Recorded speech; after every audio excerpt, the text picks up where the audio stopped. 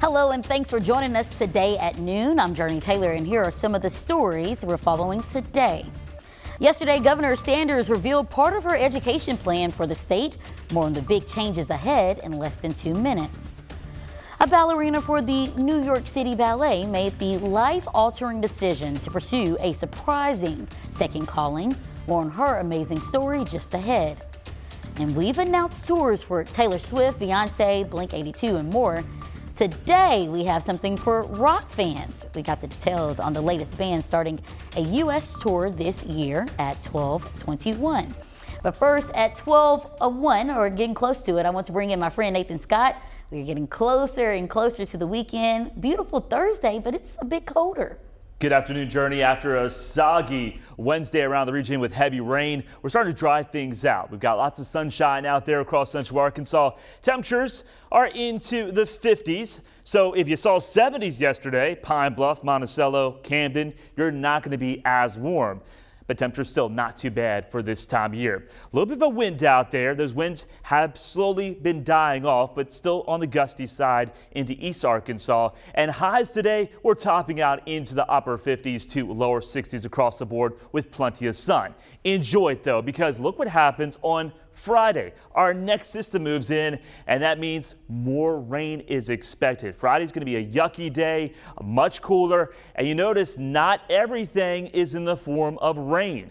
Yes, there is the high likelihood we're going to see some winter weather in the higher elevations of the Ozarks and also the Ouachitas. That will put down a little bit of snow. I'll have more on that snowfall potential and let you know what to expect for this weekend coming up. Thanks, Nathan. With better weather today, efforts to restore power to parts of southeast Arkansas continue today.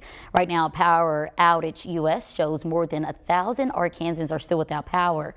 Our Brooke Buckner will share an update on restoration efforts in southeast Arkansas tonight at 5 and 6.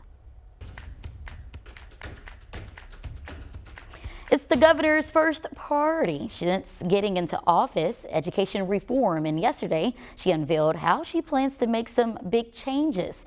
THV 11's Ashley Godwin was there at the Capitol for the big announcement. And today we are delivering on that promise to introduce the most far-reaching, bold, and conservative education reforms anywhere in the entire country. Governor Sarah Huckabee Sanders gave us more details about how she plans to reform education in Arkansas, saying she wants to start with addressing the teacher shortage. We will show that Arkansas values our teachers by giving every teacher a minimum salary of $50,000. She also says she wants to empower parents by creating a system that will allow them to choose the school that fits the needs of their children best. This includes no limits on the number of charter schools in the state and no limit on the number of school choice transfers. We're rolling out this program for our most at-risk families first, and within 3 years, it'll be available to every family in Arkansas. The governor says to get our education scores up, she will put resources in early childhood education, like offering $500 tutoring grants and putting literacy coaches in schools. For high school students, there will be a dual-track diploma that will prepare them for the workforce. She also emphasizes there will be wording that prohibits critical race theory. We want to make sure that we're protecting our students. Our goal is never going to be to teach kids what to think, but how to think.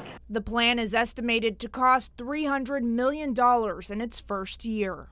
If there's one thing that we know in education is that a one-size approach doesn't meet the need of all of our students. The governor says the bill isn't finished just yet. It is being reviewed by legal before it is unveiled completely. At the Capitol, I'm Ashley Godwin, THV 11 News. And now we're getting reaction to the governor's plan. It's actually one of 2 proposals aimed at improving education. Arkansas Democrats introduced the RAISE Act last month. While completely separate, both plans will be the first teacher salary base increase since 2019. Many agree something needs to be done to fix the teacher shortage, but they have concerns. The LEARN's plan, announced by Governor Sanders, which isn't finalized yet, would raise base pay for teachers and forgive student loans of new teachers who begin teaching in high-need areas of the state. Educator Ryan Gray says that's a start, but more work needs to be done. The salary increase is the same for the Democrats' RAISE Act, which is currently in a House committee, but it also provides a $10,000 bonus for all teachers. In relation to the LEARN's plan, Gwen Falconberry, a teacher for over a decade, says the plan isn't perfect. Gary and Falconberry agree right now the starting salary isn't cutting it, but that's not the ultimate solution. Other things in this bill that are damaging to public education. There is a teacher shortage, and it's just going to get worse if we can't recruit more kids to go into teaching. The teacher shortage goes way far beyond the teacher base rate of pay. Democrats also responded to the governor's plan, saying Governor Sanders, quote, proposed the biggest voucher scam in the entire country, a full-on dismantling of Arkansas public schools. They also said the plan plagiarized the Arkansas Democrats' RAISE Act. President Biden is on the road again today, and this time he's in Florida. He's continuing to push the economic recovery message he delivered at the State of the Union, speaking to union workers in Wisconsin yesterday.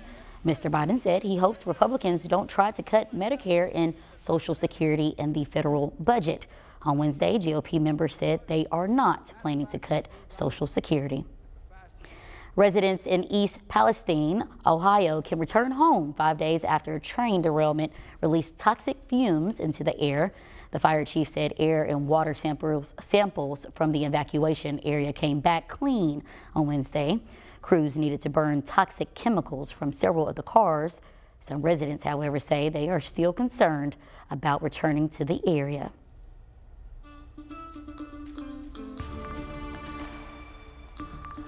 U.S. rescue teams have joined crews along the Turkish and Syrian border following this week's massive earthquake. Workers are digging through the rubble for a fourth straight day, looking for any signs of life. Chris Livesay reports from southern Turkey.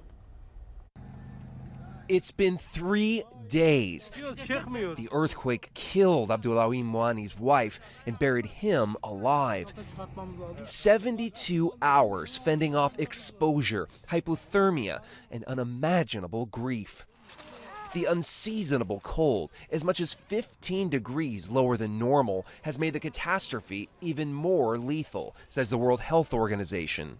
We've got a lot of people who have survived now out in the open in worsening and horrific conditions. We've got major disruption to fuel, electricity supplies, communication supplies, the basics of life. We are in real danger of seeing a secondary disaster which may cause harm to more people than the initial disaster. International relief is pouring in, including 2 search and rescue teams from the U.S., Ambassador Jeff Flake tells us. We also have a couple of Blackhawks to see the assets they have, the machinery, to cut through concrete and rebar, and the dogs as well to try to find those survivors still there. So it's just, when we respond, we do it well. Help that cannot come quickly enough. My mother, father, and brother are under the rubble, Selena Kamin cries.